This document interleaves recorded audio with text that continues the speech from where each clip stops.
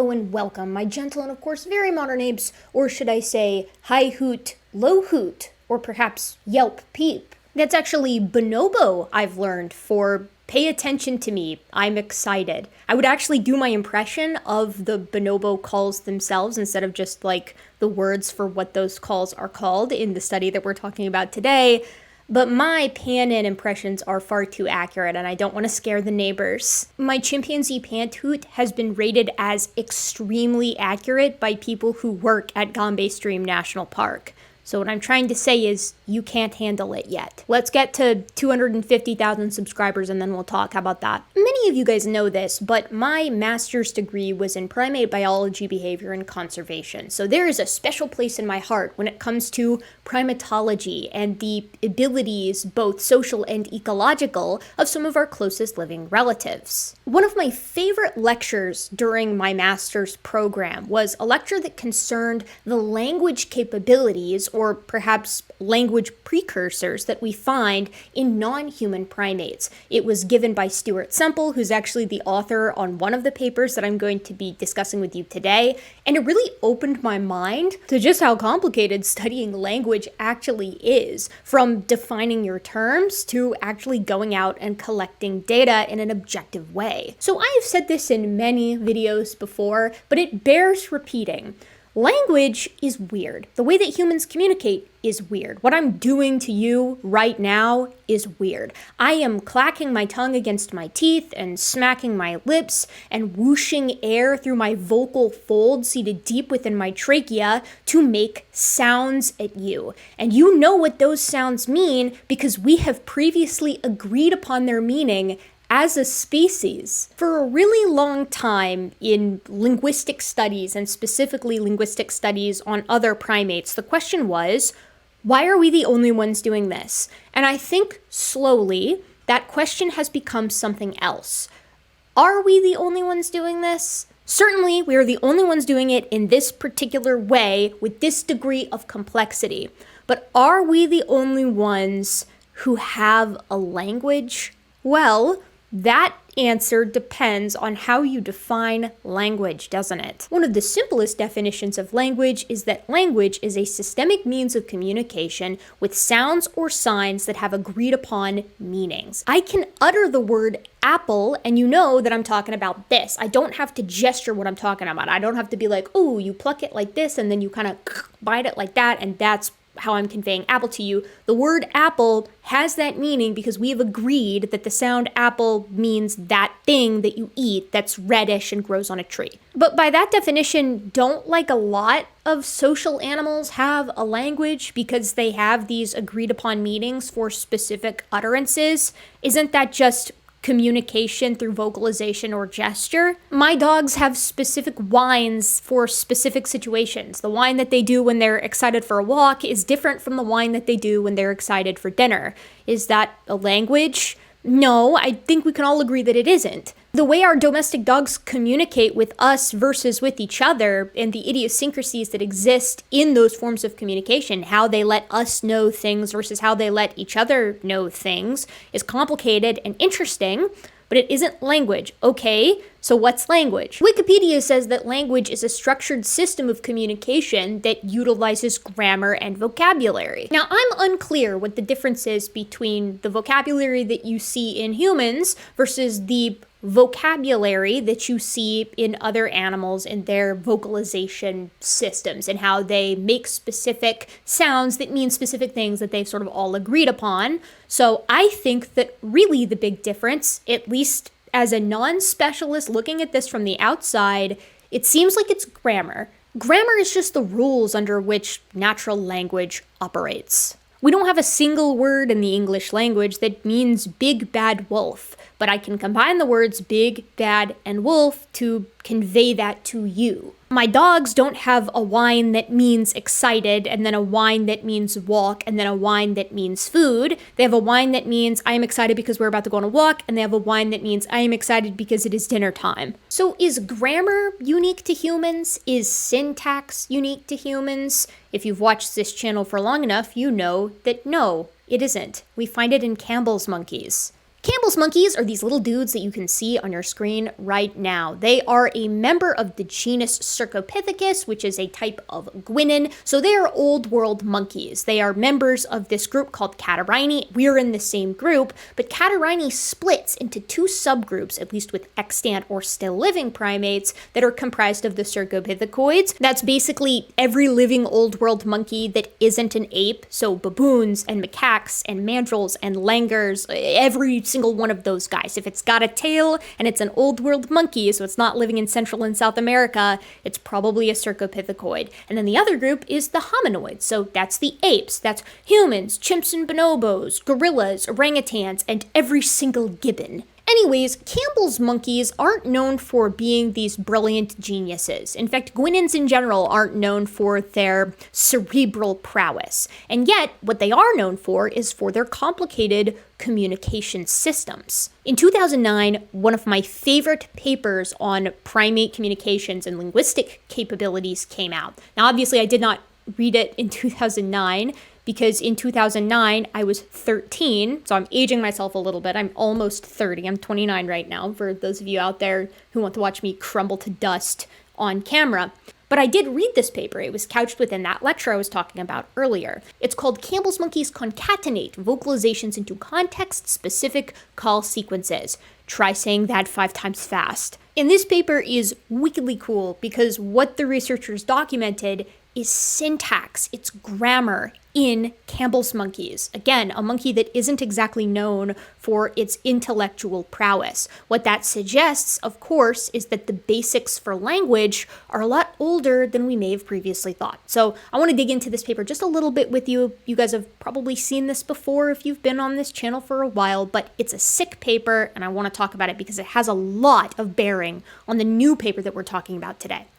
They say primate vocal behavior is often considered irrelevant in modeling human language and evolution, mainly because of the caller's limited vocal control and apparent lack of internal signaling. So what they're saying here is a lot of times people don't look at primate vocal behavior, their vocalization systems, because it's not considered to be the same thing as human language. And the individual primates in question don't have our vocal control and they don't do internal signaling. They say here, we present the results of a long-term study on Campbell's monkeys, which has revealed an unrivaled degree of vocal complexity. So basically what they're saying is, you guys, we probably should have been paying attention to this. And as you'll see, they make a very good case because it turns out that these guys are probably a really good model for the very earliest forms of complex communication, basically, again, the precursors of language. They say adult males of these Campbell's monkeys produce 6 different loud call types, which they combined in various sequences in highly context-specific ways. So I'm going to explain this to you now so you have it in your mind as we move forward, but what these guys basically did is they have a call that, for example, means predator,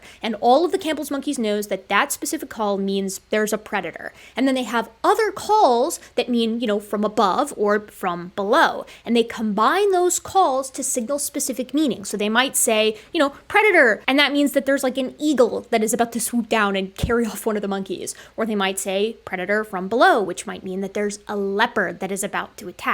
The meaning of the word predator is quite literally specified by subsequent calls, which, if that's not syntax, I don't know what is. They say we found stereotyped sequences that were strongly associated with cohesion and travel, falling trees, neighboring groups, non-predatory animals, unspecific predatory threats, and specific predator classes. Within the responses to predators, we found that crowned eagles triggered 4 and leopards 3 specific sequences, depending on how the caller learned about their presence. Callers followed a number of principles when concatenating sequences, such as non-random transition probabilities of all call types, addition of specific calls into an existing sequence to form a different one, or recombination of 2 sequences to form a third one. We conclude that these primates have overcome some of the constraints of limited vocal control by combinatorial organization. As the different sequences were so tightly linked to specific external events, the Campbell's monkeys call system may be the most complex example of proto-syntax in animal communication known to date. So this is from 2009. Obviously, this paper led to a lot closer looks on a ton of different specific primate groups and non-primate animals, and we found that this type of thing is not nearly as rare as we previously thought. Now, I want to express some frustration that I have.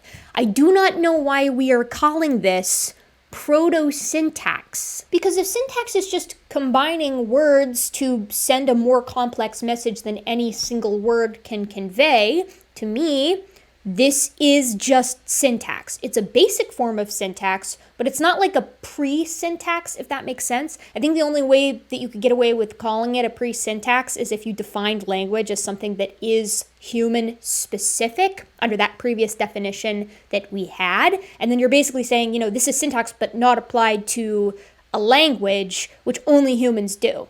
And I think that only humans do it has to be part of the definition, because to me, since syntax is a type of grammar, and since these Campbell's monkeys are exhibiting syntax in addition to a vocabulary, that's like a language. It's a very, very simple one. Don't get me wrong. We're not talking about, you know, these guys aren't Mensa scholars. But the figures in this study sort of speak for themselves, right? So here we have a bunch of different calls, the spectrograms of 6 separate calls: boom, crack, hawk, waku, kraku, and haku. Then we have each given male and the frequency of specific combinations of these calls, these sequence compositions. And then, this is my favorite here, the sequence composition is over here on the left, color-coded, and then the context is here on the right. For non-predatory scenarios, with specifically leopards and crowned eagles separated out, and what you can see is these combinations are clearly used in very specific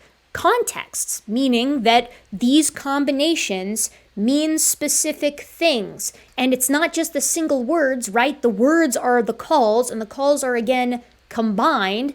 And when they're combined, they are influencing the meaning of individual specific calls. So kraku here in dark green is associated consistently with these sort of alarm scenarios. So tree branches falling over, intergroup encounters, and of course, predators. And it's combined with crack generally to indicate the presence of a leopard, and it's combined with hawk, haku, and waku to indicate the presence of a crowned eagle. The coolest part is that alone it seems to indicate a vague, non-specific predatory threat, right? So here's kraku, and it's only associated with calls and alarms for leopards and crowned eagles. So it's sort of like predator, but we're not sure which one. To me, that is syntax, and that is syntax being found in what you could, I guess, call a basic language, or if you must, a proto-language. Now, we'll come back to, is language something that is unique to humans here in a second, but I want to point out that since this study, as I said previously, a lot has happened. Primate vocalization systems have been looked at in a lot greater detail and are continuing to be looked at in a lot greater detail, and we have found far more similarities than we previously thought possible. Geladas, a type of highland baboon called Theropithecus gelada, specifically that's their species name, have been found to have vocalization systems that follow basic human language laws of efficiency, such as Zipf's and Menzerath's law. Hey, there's Stuart Semple. Chimpanzees who communicate a lot with gestures have an approximately 90% overlap with human toddler innate gestures at the ages of 1 and 2. And the speed at which they communicate, temporally speaking, matches what we see in the speed of human vocal exchanges. Marmosets have names for each other that are specific to family groups. Young chimpanzee vocalizations are more flexible than older chimpanzee vocalizations, as we see in humans. And the complexity of the vocalization systems of pretty much every primate that we've looked at since 2009 has done nothing but increase. These are literally just a handful of the papers that have come out since 2009 that have looked at the complexity and sophistication of how other primates communicate with one another. Again, from using grammar to using names, these guys are very, very similar to us in how they communicate. You might be thinking to yourself, why all this hubbub about like 2009 or like that approximate time period and onward? I seem to remember us studying ape languages for a very, very long time. And indeed, the history of great ape language studies in particular is very deep, very rich, and very sordid. I talked about the history of great ape language studies in a different video that I did a couple of months ago, and so I'm going to put a pretty long clip from that here because I think that it adds a sort of look how far we've come, if you will, to the paper that we're going to be talking about today. So please enjoy this brief history on great ape language studies with slightly worse audio. Let's talk a little bit about the history of teaching other great apes how to talk. So science is a lot less insane than it used to be, and what I mean by that is that in the 19th and 20th century, experiments were just kind of like, what if I did a thing? What if we took the head of one dog and tried to sew it onto another dog? What if we gave elephants LSD? What if we tried to remote control a bunch of animals? What would happen if we did that? What would happen if we took a baby monkey and put it in solitary confinement for a year and then called that solitary confinement the pit of despair? What would happen if we did that? Stop it. Get some help. In some of these super weird experiments, we learned important things, and in others, we just tortured a lot of animals. So it was a very different period for scientific inquiry, I think. And it should come as no surprise that this is also the time period in which we first started investigating why language evolved, how language evolved. And I kind of love this because the first approaches to language evolution, the first questions that we kind of asked, where we looked around at the other apes and we noticed that they didn't talk. And we said to ourselves, well, maybe it's just because no one's taught them. Some of the most famous and noteworthy of these investigations were many of the experiments where researchers would just kind of take a baby chimpanzee, which were a lot easier to get at the time apparently, and raise them as if they were human, right? From baby to at least puberty. Sometimes this occurred alongside a human child, and sometimes they just raised the chimpanzee as if it was a human child, and sometimes they just met its needs to see what would happen. And I probably don't need to tell you this, but despite the well-meaning motivation behind many of these researchers, I'm sure, the results of these experiments were disastrous to the well-being of basically every non-human ape involved. One thing to keep in mind as we look at some of these experiments is that the big question was this: why don't other great apes speak? Is it because they actually can and they're just choosing not to? They can't because of a neurological reason, or they can't because of some kind of equipment issue with the larynx or the jaws or the tongue, etc. So first up is the Hayeses in the 1940s and 1950s. They raised a little female chimp named Vicky as they would a human infant and attempted to teach her how to speak. Research psychologist Dr. Keith Hayes and his wife raised a chimp named Vicky. After constant training, Vicky had learned to speak only 3 human words by the time she was 3 years old. Now, they felt that the issue was more of an equipment-based one, a mechanical problem, that Vicky couldn't physically form the words. That was what was limiting chimpanzees with speech, that it wasn't a neurological thing, that she couldn't physically form them. And so to help her, they physically manipulated Vicky's mouth and jaws and lips to help her form certain words. And after months of intensive training, Vicky was able to say 4 words: mama, papa, cup, and up. And I feel like those last 2 are kind of cheating. Mrs. Hayes would shape Vicky's lips to help her pronounce the word mama. At the age of 2.5, she could say papa and cup. Furthermore, remember, the Hayeses were helping her make those sounds with their hands, so really none of them count. At the end, it wasn't like Vicky could say any human word vocally on her own. Now, who am I? Papa? Papa? And this study is in part responsible for why, when you Google why can't chimpanzees speak or non-human apes speak, you see, well, they don't have the equipment. They can't form the words physically with their lips and palate and vocal cords as an explanation. It's a mechanical issue. However, Vicky was pretty intelligent as far as a non-human ape went, and this was noted by the Hayeses, who remarked that when Vicky wanted something, she would usually ape or mime what it was that she wanted or what it was that she wanted done. Because of this and several other experiments that were going on at the time, people came to the conclusion that maybe speech and language just isn't how these guys communicate, and that we might have better luck with sign language. We saw just that in 1966 with Washoe, another baby female chimpanzee. The gardeners were intent on teaching Washoe sign language and bringing her up, raising her as one might raise a child who was deaf. And so they made sure that all the researchers who worked around Washoe communicated with and around her using only sign language. Come.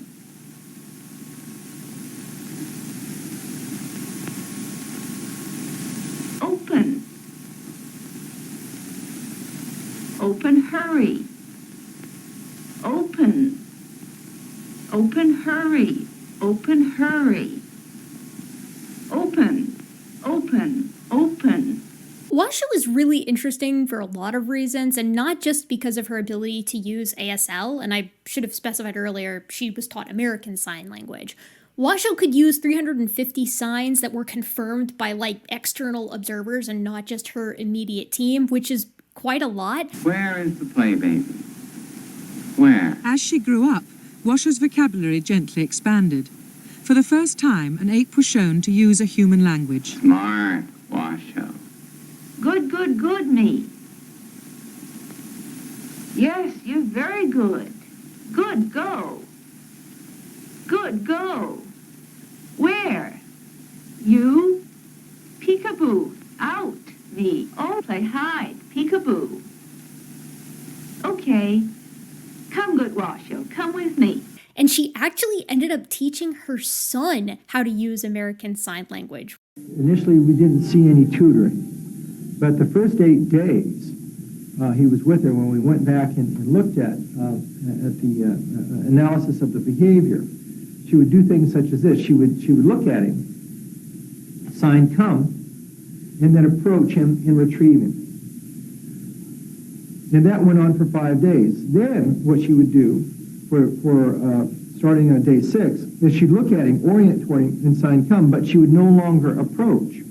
So what we think is that the vast majority of the signs he acquired, he picked them up.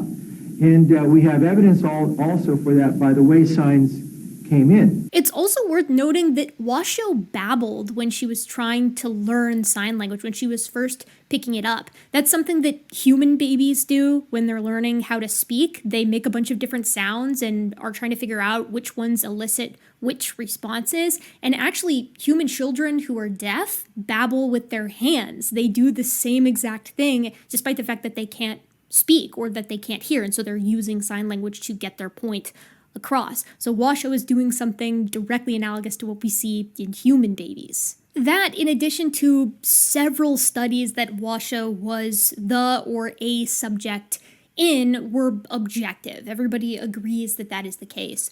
But there's a lot of stuff surrounding Washoe that is controversial. For instance, she was claimed by her team to be able to combine words to sort of refer to a complex subject that she didn't have a single word for. So for instance, she was signing to another chimpanzee and trying to refer to a thermos, and the way that she signed to the other chimpanzee was metal, cup, drink. That's really cool regardless, but Washoe's research team argued that this was an example of inventive language, while other researchers, not a part of the team, instead put forward the idea that Washoe was basically just describing the thermos, and so this wasn't akin to something that you might see in humans. Washoe's team alleges that there were hundreds, if not thousands, of novel combinations that were utilized by Washoe and some of the other chimpanzees in their care, and detractors kind of say, no, that's not really what you think it is, because when you see sign language, you as the human observer have to do some interpreting. And detractors, including the likes of Noam Chomsky, and we're going to see this more when we talk about Coco, argued that our brains are kind of filling in the blanks there. We might be the ones who are imposing that on their signs, which are sometimes difficult to discern because other apes have really big hands and really fat fingers. But regardless of where you stand all that, Washoe was pretty impactful to the community with regard to primate language studies, ape language studies specifically. In fact, not just the language stuff, she also had a pretty big impact on how we perceive personhood in non-human animals, because she is argued to have demonstrated quite a bit of support for theory of mind in non-human apes, which wasn't super well supported at the time just because research hadn't been done on the subject. I think it's fair to say that Washoe is generally considered a success for grade 8 language studies and support for teaching these guys language, like specifically ASL. The same cannot be said for Nim Chimpsky. Nim Chimpsky is, of course, a play on Noam Chomsky, and Nim was explicitly meant to be a response to the critics of Washoe and her associated experiments. That doesn't make a lot of sense to me, because the experiments, the methodology, and the documentation surrounding Nim Chimpsky was just absolute, garbage compared to the logging that was done with Washoe. Nim only learned 125 signs, and he was also not taught sign language as a baby growing up. It was only introduced to him later on in life, well past some pretty critical development periods that Washoe had the advantage of being taught during, and that are pretty important for human development as well. Nim is probably most famous for holding the record of longest sentence signed by a chimpanzee, and it's the me eat orange sentence. Nim's longest recorded sentence was, give orange, me give eat orange, me eat orange, give me eat orange, give me you. People love to cite that and go, haha, see, chimps are just dumb, they can't actually speak, that's their longest sentence? Well, I can say longer sentences than that. Human exceptionalism for the win. And to that I say, Nim Chimpsky is a really poor reason to, talk trash about the grade 8 language studies. I mean, he's not a poor reason to talk trash about them. It was not a good study, and it was pretty irresponsible, and the study design was horrible, and we didn't learn very much. But, we did and have learned quite a bit from other aspects of the grade 8 language studies, even if some of them were also ethically dubious. I don't know, it just seems really weird to me that the people who found Washoe's story interesting and compelling were like, let's do a worse version of that experiment. And then they did do that. And then people point to the worst version of the Washoe experiment and are like, see, they can't even sign very well. It just kind of rubs me the wrong way. There are many reasons to criticize grade 8 language studies, and we're going to talk about the improvements that have been made on that field here in a moment after we talk about Coco. But Nim Chimpsky is not the defeater of this, I don't think. Especially when it's phrased like they tried to replicate the Washoe experiment and failed in Nim Chimpsky. They didn't really do a good job replicating it, and I know a little something about initially trying and failing to replicate a study. So next came Penny Patterson, who was actually a student of the Gardners in the 1970s with Coco the gorilla. And I know you know about Coco. I know we've all seen this video, and we're very depressed afterwards. Coco was a lowland gorilla who was also taught American Sign Language, although Penny preferred to call it GSL, or Gorilla Sign Language, which I think is a little bit problematic for what happens next. The studies with Coco and the observations, really, of Coco were plagued by many of the same problems that a lot of the Washoe observations and studies were plagued with, which is it's kind of hard to interpret sign language objectively when you've got a human observer and a non-human ape as a subject. She's got a good sense of humor. Oh no! A monster! A monster coming to get the alligator! She can be very stubborn, very willful. Finish! You are not finished! You are not finished! You didn't do the work I asked. Please pick those up. Coco, you are very good at that. Please pick them up. Patterson proposes that Coco knew 1,000 signs and over 2,000 English words, she could understand over 2,000 English words. And she's received a whole lot of criticism because of the previous reasons that I just stated, and then also because of the ethics surrounding Coco's care. Coco was very large for a female gorilla. She was 270 pounds, and female gorillas are usually not getting past 200, to the point that when you see her, it almost looks like she's got a sagittal crest. She's quite large, a big gorilla. Who is that? Think me there. Okay, that is you. Gorilla. Animal. Coco love. Okay.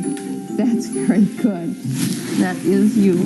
Then there's like the nipple lawsuit and controversy, which has its own section on the Wikipedia article surrounding Coco. Again, I'm going to cover all of this in a much more in-depth video at some point. But really, I think we can sum up the Coco situation and the Coco studies with they just weren't objective enough. I think it can be fairly well argued that Kanzi didn't have that problem. Kanzi, unlike our previous subjects, is a bonobo, the first bonobo that we're discussing, bonobos being close relatives of chimpanzees. I'm cutting in to tell you this so you don't have to hear about it in the comments, but since I made this video, in fact just within the past month, Kanzi passed away.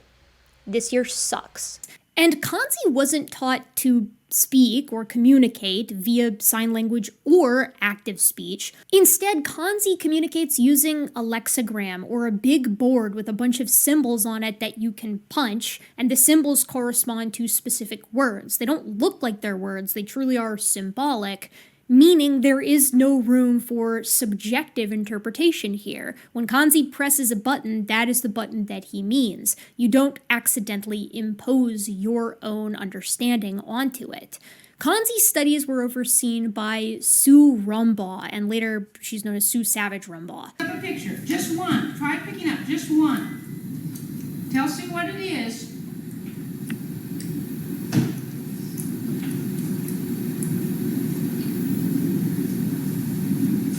That's real good. Okay, now do the next one. Just the top one. Whoops, you got two. Celery. Yeah. Now, that's real good. Now, just the top one. Just one picture. Sweet potato. Now do that one. Peanut. Kanzi was put into these lexigram studies kind of by happenstance. Originally, the researchers were trying to teach his adopted mother, who was a bonobo, how to utilize the lexigram, but she wasn't very good at it. And it wasn't until they noticed that Kanzi was like independently demonstrating an understanding of the lexigram without being taught directly by humans that they were like, okay, this is the new test subject. Kanzi is the one who we're going to run these studies on. Since then, Kanzi has learned over 350 lexigram symbols, and he understands over 3,000 human words. And we know that to be the case this time because the experiments were undertaken objectively within the context of a lab. Open the refrigerator and get the oil. You see some oil in there? Good job. Thank you. Now, could you get the celery out? Get the celery out. It's in the refrigerator also. Thank you very much. Okay. Smash the bug with the rock. Good job. Good job. Thank you. Put your collar in the potty.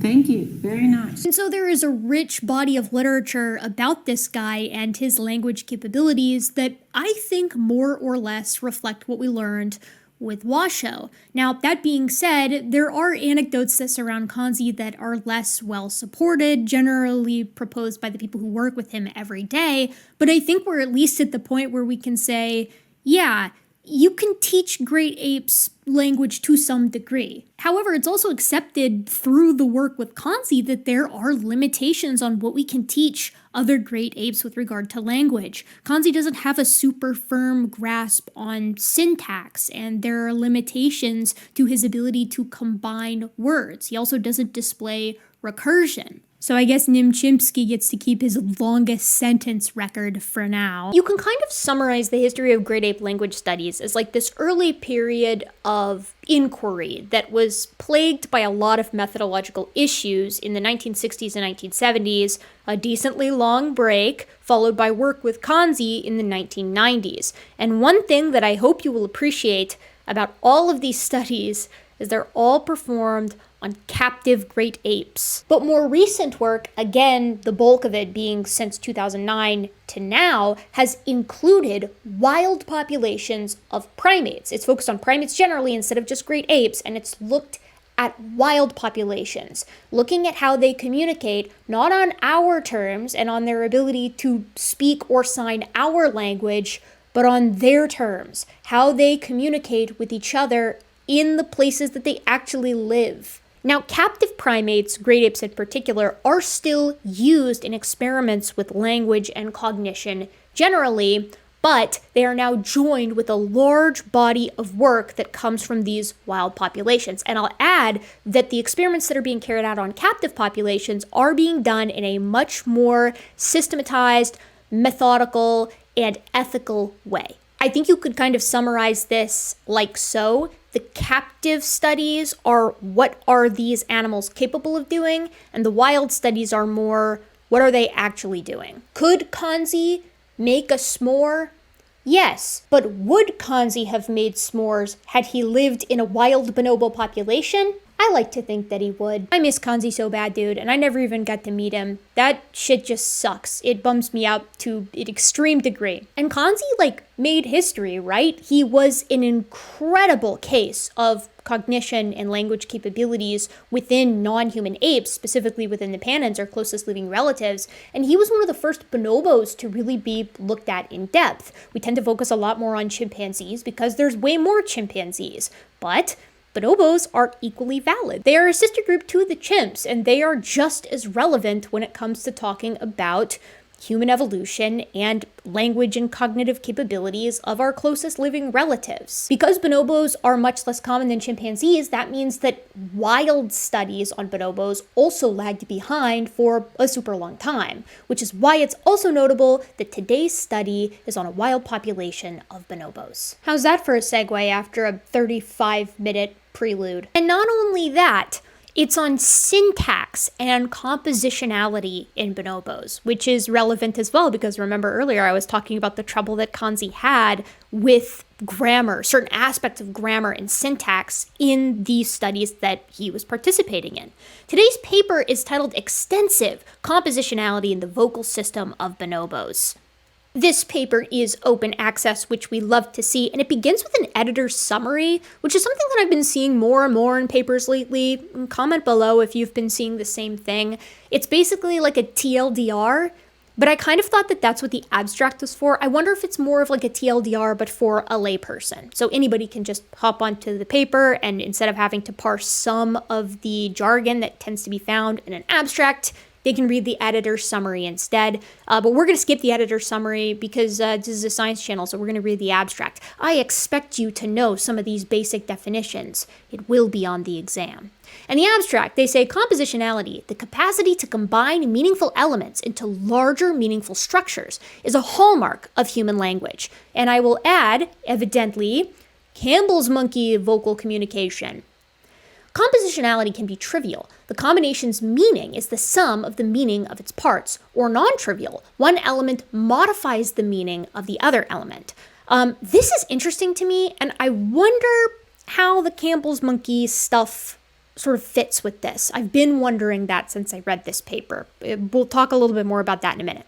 Recent studies have suggested that animals lack non-trivial compositionality, representing a key discontinuity with language. In this work, using methods borrowed from distributional semantics, we investigated compositionality in wild bonobos and found that not only does each call type of their repertoire occur in at least one compositional combination, but 3 of those compositional combinations also exhibit non-trivial compositionality. These findings suggest that compositionality is a prominent feature of the bonobo vocal system, revealing stronger parallels with human language than previously thought. So normally we sort of skim the intro and then get into some of their results, but I actually think the intro contains some pretty important definitions to explain what's going on here, especially for me because I'm not a linguist, so, that's me covering my ass in case I make any monumental mistakes in this video. They say a quintessential feature of human language is the capacity to combine elements. Okay, that's true. Like what I'm doing right now is combining a gazillion elements to convey a message to you.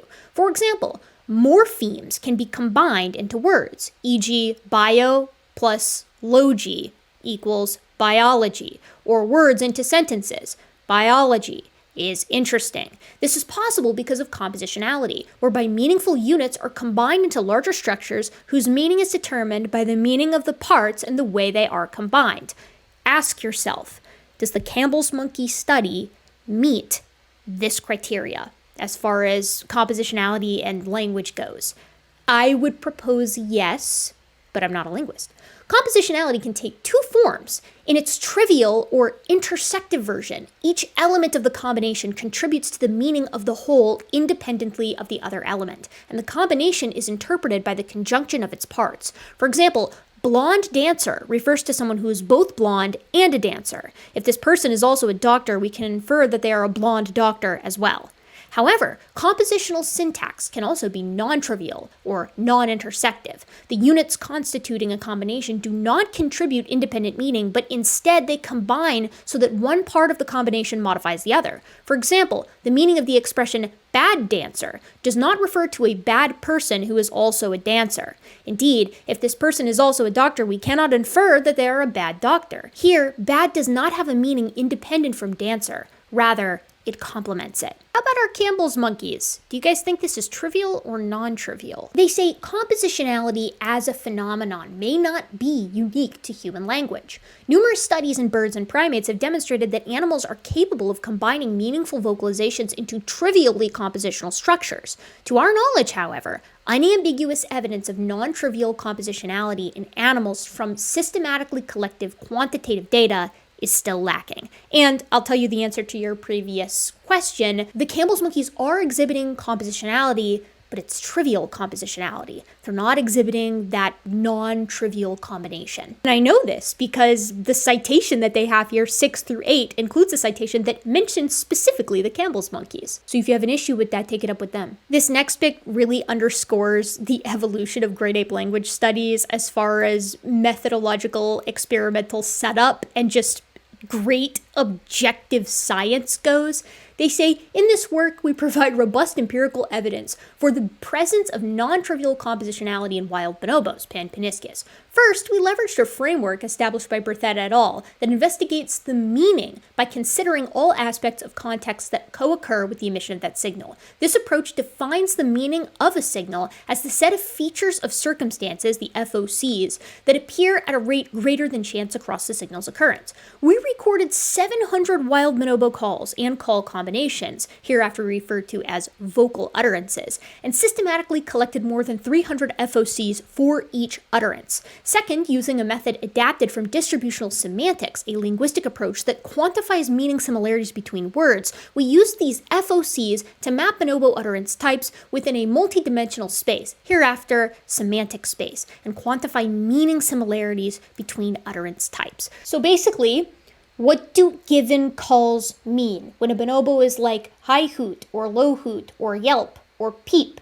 what do those specific calls mean? And how do you know that they mean a given thing instead of just being a general call, just being like an utterance? First, they had to establish the relationship between a call and a meaning. And then, how are each of those calls and their given meanings related to other such calls, both in isolation and when combined? And when they're combined, what do they mean then? In sum, what is the vocabulary of these bonobos, and what grammatical rules do they follow? Finally, they had to figure out whether or not the bonobo vocalization system is compositional and what the nature of that compositionality is. Is it trivial or non-trivial? So they did the natural thing. They applied a multi-step process previously used by Trujillo and Holler to identify non-trivial compositionality in human multimodal communication. Under this approach, a combination A-B is considered compositional if the meaning of A is distinct from the meaning of B.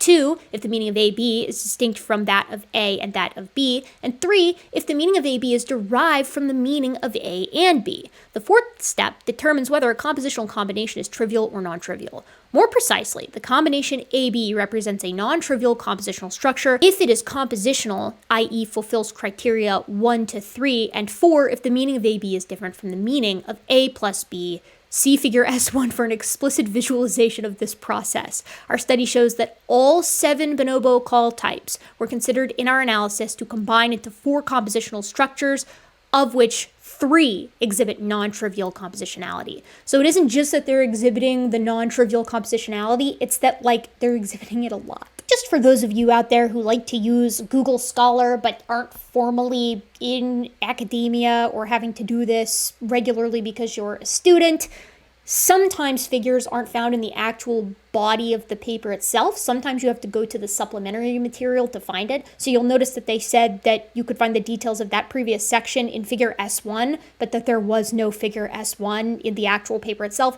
That's because figure S1 is figure supplementary 1. The S stands for supplementary, so it's in the supplementary material. Here it is, you can see it on your screen now. So if you're ever trying to find a figure and then you just can't seem to find it, it's probably hidden away in the supplementary stuff. Pro tip. Now, I wish that I could go through the results section and explain to you in depth how things like semantic spaces work, but I'm not a linguist, so I can't do it in the same way that I can do it with like comparative morphology, but I can read a science paper, so I can help you at least a little bit. In figure 1 here, we have the first 2 dimensions of the semantic space of the bonobo's vocal repertoire. And they outline what this is here in the figure description, so there's another pro tip for you. They say utterances that have a similar meaning, so they have all of these different utterances here in single calls and in combinations. Utterances that have similar meanings are closer to one another than utterances emitted in different contexts. So basically, the closer they are, the more similar in meaning they are. So whistle peep and whistle are more similar than whistle peep to yelp grunt. And yelp grunt is way out here by itself, so is high hoot, low hoot, and grunt yelp, suggesting that each of these have pretty specific contexts, along with whistle high hoot. The next figure, figure 2, is a sort of Euclidean distance figure, which is specifically trying to suss out whether or not these calls are associated with specific meanings in a way that is robust rather than the calls being sort of associated with a meaning by chance. So this is, again, the meaning difference is represented by whether the Euclidean distance between 2 call types is different from the mean of the chance value of those call types. So kind of what I just said, but, in a better way. Figure 3 looks at that a little bit more in depth, whereas figure 4 concerns itself with whether or not the combined calls mean something different than the parts that make them up, whether or not they derive their meaning from the individual words that make up the sentence, so to speak. 4 of these calls specifically were found to be compositional, and so finally what they looked at was whether or not those compositional calls were trivial or non-trivial, and as mentioned in the abstract, 3 of them were. I really love this next section. It's just really fun to read. Naturally, because some of these calls were non-trivial, some of these combinational calls were non-trivial, they wanted to investigate further, like, okay, well, what do they mean? They say the semantic analysis of the grunt suggests that it signals the ongoing activity of the caller. Because grunts are given in a large variety of contexts, such as grooming, resting, moving, and feeding, they may signal to others that they should look at the caller to coordinate activities. Look at me in close interactions. High hoots are emitted in different contexts and seen to signal the presence or location of the caller, especially in long-distance settings or dangerous situations. Pay attention to me for a larger audience or more considerable distance than the grunts. So it's look at me and then pay attention to me. The grunt is a bonobo that's like, hey, look at me, and like a dyadic encounter, versus the high hoot is more like, hey, everybody, look at me. The low hoots seem related to the high arousal situations, such as the construction of the night nest. I am excited. The semantic analysis suggests that yelps and peeps have similar meanings, used as imperatives to coordinate social activities. However, peeps seem to be used more as suggestions rather than strong imperatives. They are less associated with changes in behavior in the audience and sometimes elicit vocal responses, which suggest a quorum-based or voting-like system. I would like to, so it's more like, hey, who wants to do this? And some of them are like, I do, and then some of them are like, I don't.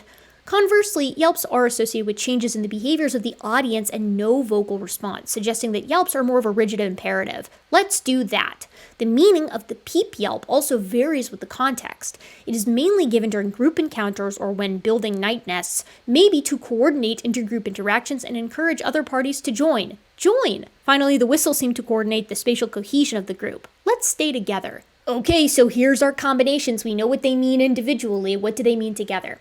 The yelps, let's do that, and grunts, look at me, can be combined into the trivial compositional structure, the yelp grunt, which seems to incite others to build a night nest. So let's do that and look at me is basically combined to be like, look at me, it's time for all of us to build a night nest. The high hoot, pay attention to me, can be combined with the low hoot, I am excited, into a non-trivial composition combination, high hoot, low hoot, which is used when another individual is displaying and may elicit a reaction in the audience. Recruitment, pay attention to me because I am in distress, or to stop the display behavior of the other individual. The peep, I would like to, can be combined with the whistle, let's stay together, into a non-trivial compositional combination, the peep whistle, which is used in sensitive social contexts, for example, during copulations or displays, maybe to attract attention or assert rank. Finally, the peep, yelp, join can be combined with the high hoot, pay attention to me, into the non-trivial compositional structure, the peep, yelp, high hoot, which seems to be used to coordinate with other parties before traveling. So one thing that was striking to me immediately looking at this is that all of these are related to sociality, as compared to the Campbell's monkeys, where a lot of them were related to predation and fear. In the Campbell's monkeys, most of the calls were related to being like, oh my god, a tree is falling, or oh my god, there's another group nearby, or oh my god, there's a leopard, or oh my god, there's an eagle. Whereas with bonobos, the vast majority of their complex vocalization system is related to their complex social system, how they interact specifically with one another, how they schmooze and scheme and politic and just hang out. As a simplistic side note, this makes a whole lot of sense. You would expect complex vocalization systems to first emerge for situations that are directly impacting your fitness, like avoiding being killed by predators, falling trees, or in intergroup encounters. And then once that basic setup is there, it can be co-opted to maneuver through social situations which are already complex, and in that create a feedback loop where complex social systems feed into complex communication systems, which feed into complex social systems, which feed into complex communication systems as they each intensify and select for more intense subsequent systems. I love this question of how do these kinds of complex systems evolve, because the answer is always the same. Complex systems evolve from precursor systems which were themselves advantageous even if they weren't as complex, and those systems evolved from previous less complex systems which were themselves advantageous. It's so cool. So in their discussion, they talk about the implications of their discovery here, that non-human great apes engage in non-trivial compositionality. They say there are 3 important implications. In humans, compositionality is essential for generativity, a crucial hallmark of language by which speakers can combine a finite set of elements into an infinite number of combinations that others can understand. Although most investigations of the compositional capacities of non-human species have been limited to one specific combination of a vocal system, for example, citations, our study suggests that in bonobos this capacity is not restricted to a few isolated combinations. Indeed, each of the 7 call types we investigated here represents a building block of a compositional structure. The first implication of our work is therefore that, akin to human language, compositionality is a pervasive component of bonobos' vocal communication. Bonobos are presenting a very important feature of modern human language that we previously thought existed only in humans. Another pillar of human exceptionalism falls. And of course, this creates another stepping stone, or rather identifies another stepping stone leading from a more basal ape-like condition to a more modern human-like condition with regard to the evolution of language. In the same way that we can see how the Campbell's monkey communication system can become what we see in bonobos, it's not that hard to see how the bonobo system could complexify over time and eventually become the type of system that we see in humans or earlier hominins. And that sort of plays into their second point, which is that their data provide robust empirical evidence that non-human animals engage in non-trivial compositionality. This isn't something that's even exclusive to humans. Although the degree to which we practice it is extreme, it is found in other species. They say our results indicate that non-trivial compositionality is not limited to humans, and that bonobos, our closest living relative, I'll add in addition to chimpanzees, also engage in non-trivial compositionality. And the last implication is arguably one of the most important ones, at least with regard to this field. They say the extent to which our findings can inform the evolutionary roots of linguistic compositionality is yet to be determined. One interpretation of the data could be that non-trivial compositionality can be traced as far back as the last common ancestor of bonobos and humans, 7 to 13 million years ago. It is also possible that the absence of evidence in other species has been hampered by the lack of appropriate methods. Indeed, as we show here, detecting non-trivial compositionality largely depends on the capacity to reliably assess meaning and detect compositionality across an entire repertoire. Hence, a third important implication of our work is that we present a method for reliably inferring the meaning of all the signals of an animal's repertoire with minimal human judgment.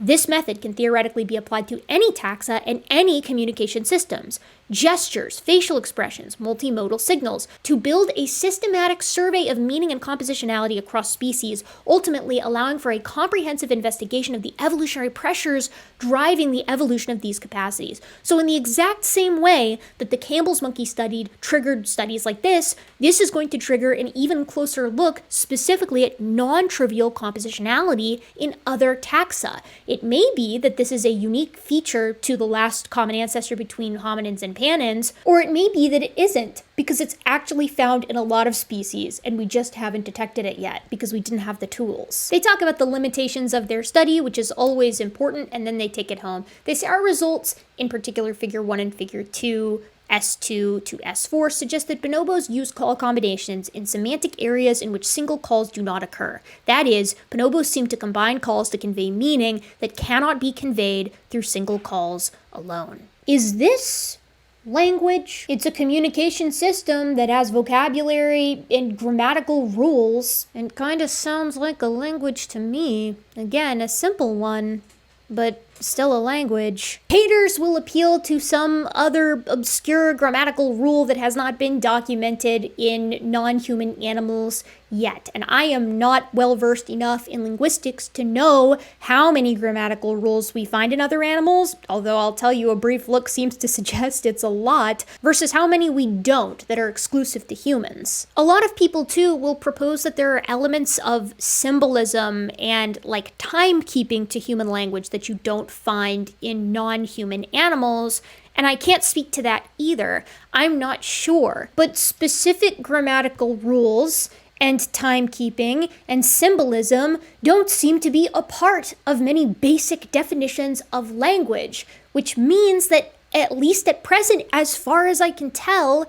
it's not really correct to say that humans are the only living species with language. It's more correct to say we're the only living species with complex language, characterized by things like obscure grammatical rules and symbolism and timekeeping, but not language generally. And I think it's worth noting the trajectory on this stuff too, because it seems like every month some new paper comes out that's like, oh, human language law found in corvids, like crows and ravens, or, oh, new grammatical piece of human language discovered in another guinin, or in cetaceans, or in proboscideans, or our gestures innately overlap with the types that we see in the other great apes, right? Like, this stuff just keeps piling up, and I think it's all piling up towards the same general conclusion, which is that human language just isn't as unique as we've previously thought. It is wonderful, and it does have unique aspects to it, but it isn't quite as extreme as we once described it as. And it's also worth noting that that's not even counting communication systems that we don't really have a comprehensible proxy for, like how specific arthropods communicate using chemical signals, or how some mollusks can communicate using light, like they flash their bodies in interesting ways. Like, how many communication systems are actually much more similar than we're currently giving them credit for, but we just don't know yet. From great apes to primates generally, to mammals generally, to vertebrates generally, to animals generally. I guess what I'm saying is, human exceptionalists stay losing, baby. Another point for camaraderie and the location of humans as a wonderful little leaf on the grand tree of life, rather than a special little birthday boy. Anyways, folks, if you like what I do, or you hate what I do and disagree with this video, please consider liking, commenting, and subscribing, because it helps the algorithm suggest my video to other people who might find this subject interesting, and it is a free way to support my channel. And if you want to support this channel in a more financial way, you can join my Patreon. Patreon is nice because it's like a consistent form of income for this part of my life rather than the sort of tumultuous feast or famine that the YouTube gods heap upon me. Patrons, of course, get early access to videos when I'm on top of things, which I'm distinctly not right now, but will be shortly once I get a better grip on my life in general. And they also get their names at the end of every video. Speaking of which, I want to thank you so much for being here from the bottom of my gentle and, of course, very modern heart, and of course for being such a curious primate. I'll see you next time.